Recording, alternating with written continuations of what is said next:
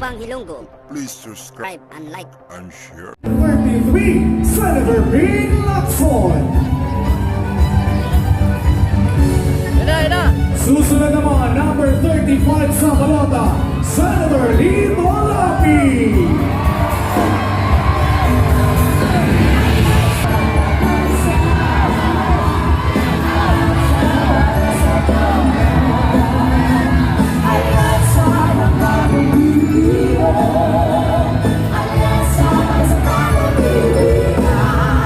Yung ipaglaban ang Supremo ng Senado, Senator Lito Lapi.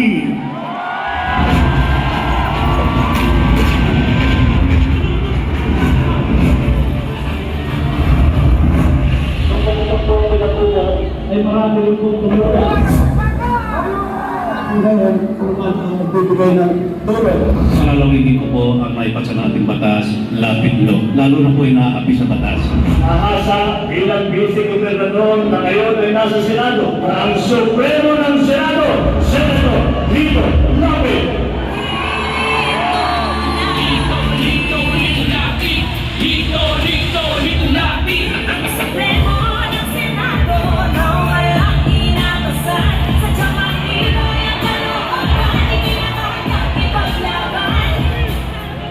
Magandang hapon po, Pasay!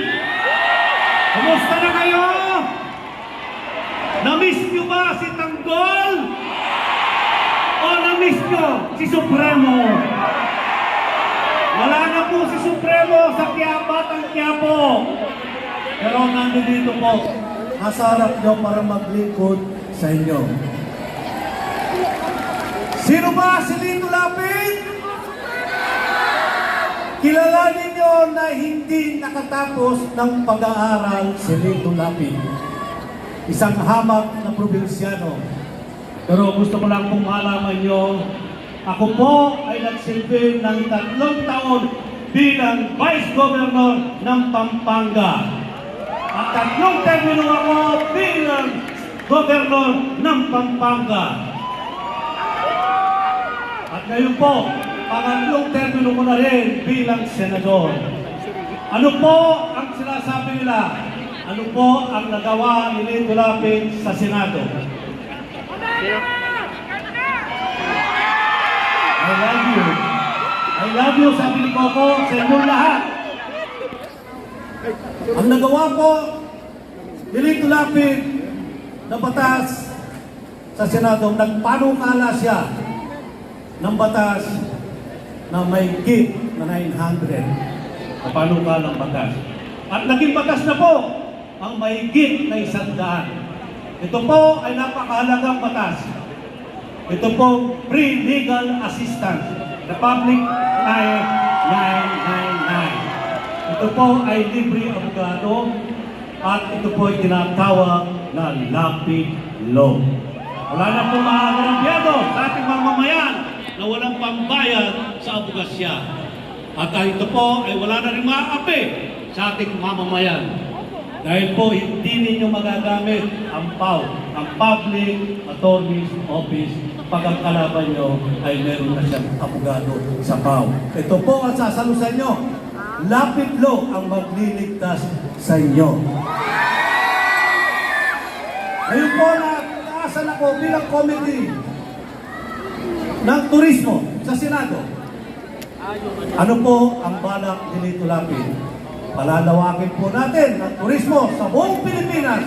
Kasama po natin dito ang ating mahal na Pangulo, si Bongbong Marcos, na po lalawakin ang lahat ng mga turismo na Philippine spot dito sa Pilipinas.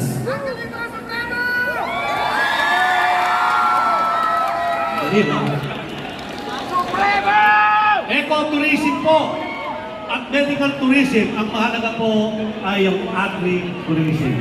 Yung po ay napakalaga sa ating magsasaka, ay yung po ay makakatulong, lalong-lalo na sa kanilang produkto. Ang tinatawag po, one town, one product. Yung po at ang ating mga estudyante na kailangan makatapos na nangangarap makatapos para makatulong sa kanilang mga pamilya. Dahil ako mismo ay hindi ako nakatapos ng pag-aaral dahil ako ay isang anak na bandera, hindi ko po kinahihiyayan Dahil ako'y pinanganak ng mahirap. Pero nandito pa rin ako para magsilbi sa inyong lahat. Kaya, oras na po. Oras. Kaya po, yung mga estudyante natin, mga lagaan, mga magulang natin, mahalin natin, tanay, tatay, at ang mga lola, yan po ay mga senior citizen na kailangan libre gamot at libre hospital. Ako po si Senator Lito Lapid, number 35 na, huwag po ninyong magan. Ang sabi nga sa akin ni Tanggol, kilala niyo ba si Tanggol? Ang sabi sa akin, Supremo, nahihirapan ka, pero nakayanan mo. Sabi ko sa kanya, kung nakayanan ko, makakayanan mo rin. At makakayanan natin lahat, tayo mga Pilipino. Lalaban tayo sa kakunlad ng ating bansa. Maraming salamat po sa inyong lahat. Muli mga kababayan, number 35.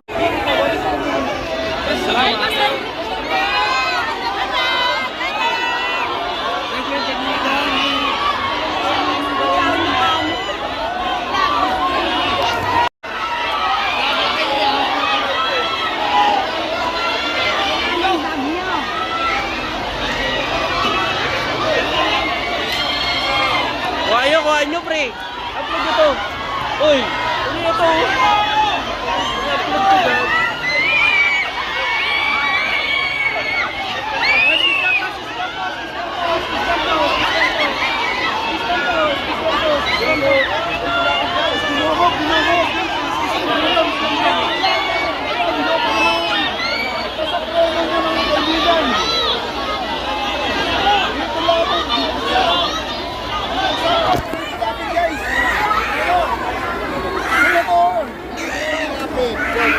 Ating Supremo, number 39.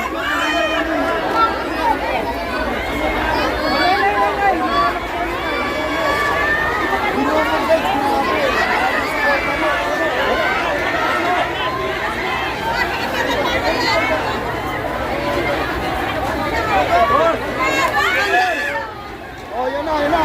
Talaga naman.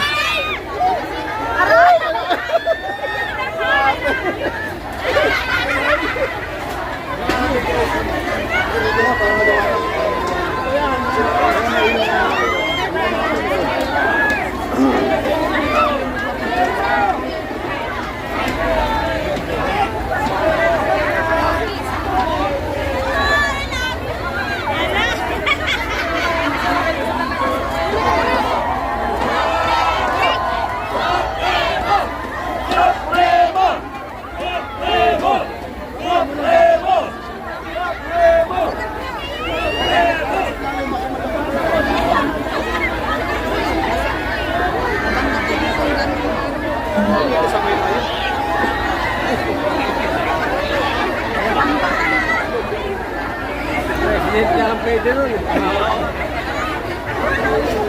Kailangan, dito rin. Ngayon lang una, naibit pa nga.